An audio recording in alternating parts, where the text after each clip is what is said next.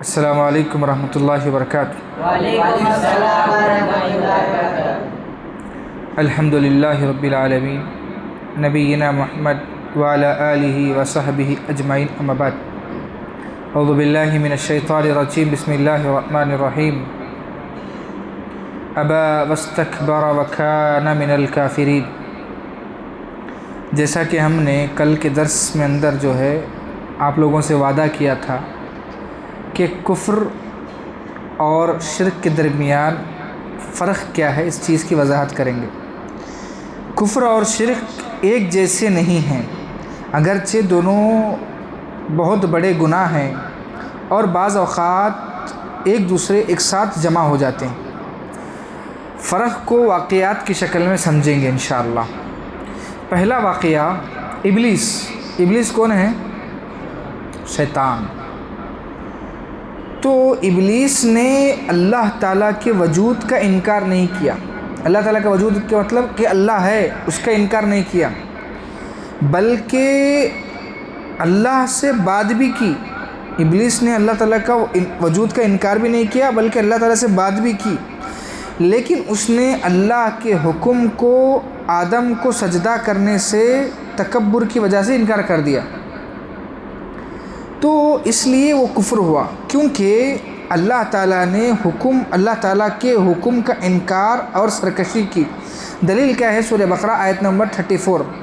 اللہ تعالیٰ نے فرمایا ابا واستکبر وکان من الکافرین۔ اس نے انکار کیا، تکبر کیا اور وہ کافروں میں سے ہو گیا۔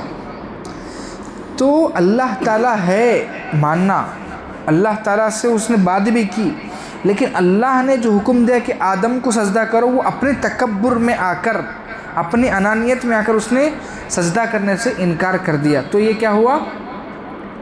کفر ہوا۔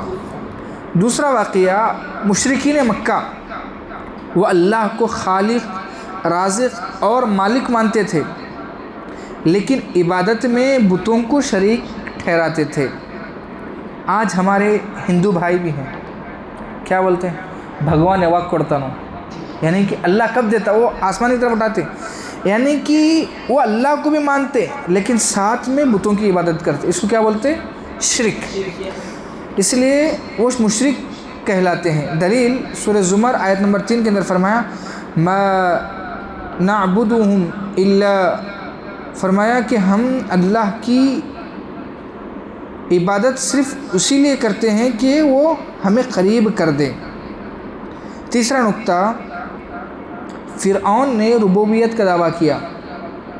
دیکھو میں کیا بولا، بسا اوقات شرک بڑا گناہ، کفر بھی بڑا گناہ، لیکن بسا اوقات دونوں ایک جگہ جڑ جاتے ہیں۔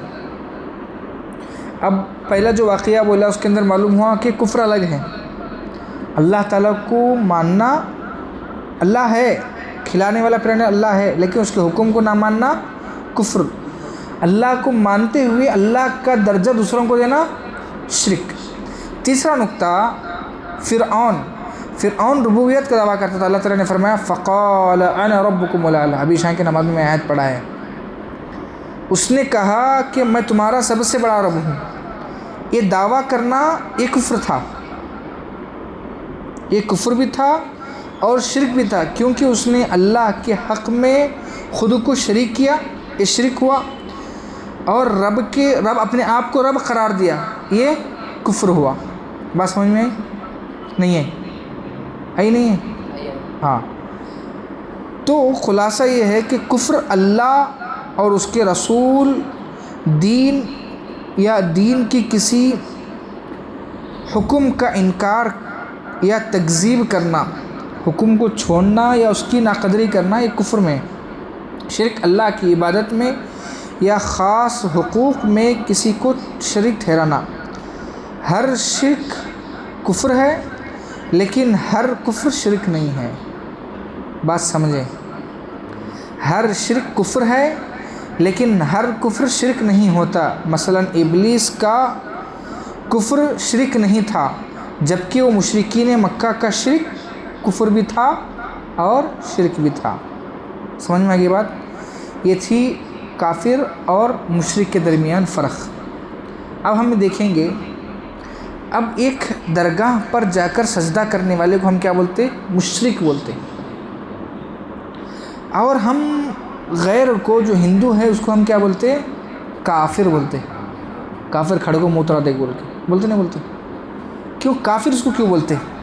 یہ مشرک جو ہے اللہ تعالیٰ کا جو مقام جو مرتبہ ہے وہی مرتبہ قبر کو دیتا. تو یہ اللہ کو جو شریک کر رہا ہے ان ہوا مشرک. شرک کرنے والا اس کو کہتے ہیں مشرک. کافر اللہ کو ہی جھٹلاتا جس طریقے سے فرعون نے اللہ کو جھٹلایا تھا. اللہ کو جھٹلانا یہ کفر ہے. حالانکہ یہ کفر کرنے والا شرک بھی کرتا ہے, اس کے اندر دو بھی کوالٹی ہے. لیکن یہ جو مشرک ہے یہ کفر نہیں کرتا. بسا اوقات کیا ہوتا کہ کفر, ہر شرک کفر نہیں ہے, لیکن ہر کفر شرک, مطلب کہ ہر شرک کفر ہے لیکن ہر کفر شرک نہیں ہوتا. سمجھے بات کو؟ اب مثال کے طور پر آدمی نماز نہیں پڑھ رہا تو وہ ایک کفر کر رہا ہے. اگر انسان اپنی زندگی کے اندر کفر کی بھی بہت ساری علامتیں ہیں, وہ انسان کو سمجھنا چاہیے. اگر نماز نہیں پڑھ رہا تو کفر کس کے اندر کر رہا؟ اللہ کی جو بتائی ہوئی عبادت کا حکم ہے اس کو جھٹلا رہا ہے تو وہ کفر کر رہا ہے. شرک اللہ کی بھی عبادت کی جا رہی, اس کے ساتھ قادری شاہ ولی کی بھی عبادت کی جا رہی, خواجہ بند نماز کی بھی عبادت کی جا رہی. یہ اللہ کے ساتھ شریک کرنا ہو. تو لہذا یہ کفر اور شرک کے درمیان فرق تھا. اللہ تعالیٰ سے دعا ہے اللہ تعالیٰ ہمیں کفر اور شرک کے درمیان فرق کو سمجھنے اور ان دونوں کبیرہ گناہوں سے بچنے کی توفیق عطا فرمائے.